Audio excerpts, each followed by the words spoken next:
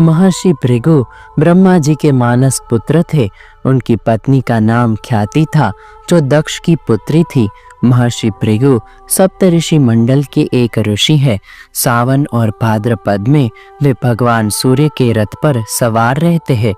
पद्म पुराण के उपसंहार खंड की कथा के अनुसार मंदराचल पर्वत पर हो रहे यज्ञ में ऋषि मुनियों में इस बात पर विवाद छिड़ गया कि ब्रह्मा जी, शिव जी और श्री विष्णु में सबसे बड़े और श्रेष्ठ कौन है। इसका कोई निष्कर्ष न निकलता देख उन्होंने त्रिदेवों की परीक्षा लेने का निश्चय किया और ब्रह्मा जी के मानस पुत्र महर्षि भृगु को इस कार्य के लिए नियुक्त किया। महर्षि भृगु सर्वप्रथम ब्रह्मा जी के पास गए।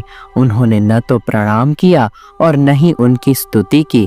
यह देख ब्रह्मा जी क्रोधित हो गए।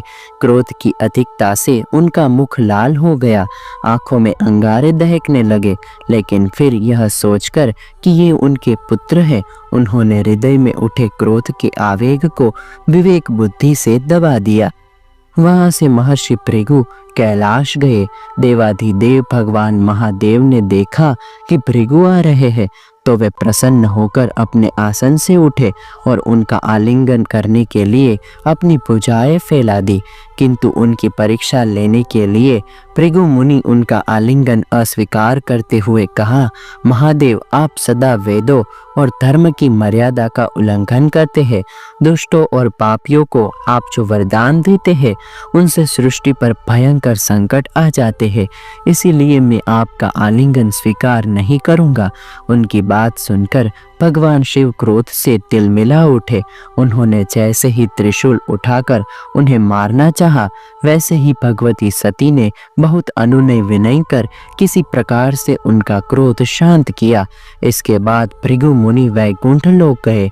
उस समय भगवान श्री विष्णु देवी लक्ष्मी की गोद में सिर रखकर लेटे थे। भृगु ने जाते ही उनके वक्ष पर एक तेज लात मारी। भक्त वत्सल भगवान विष्णु शीघ्र ही अपने आसन से उठ खड़े हुए और उन्हें प्रणाम करके उनके चरण सहलाते हुए बोले, भगवान, आपके पैर पर चोट तो नहीं लगी? कृपया इस आसन पर विश्राम कीजिए।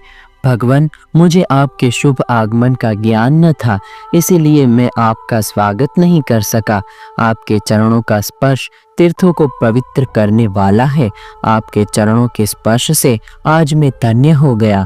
भगवान विष्णु का यह प्रेम व्यवहार देखकर महर्षि भृगु की आंखों से आंसू बहने लगे। उसके बाद वे ऋषि मुनियों के पास लौटा और ब्रह्मा जी, शिव जी और श्री विष्णु जी के यहाँ का सभी अनुभव विस्तार से बताया।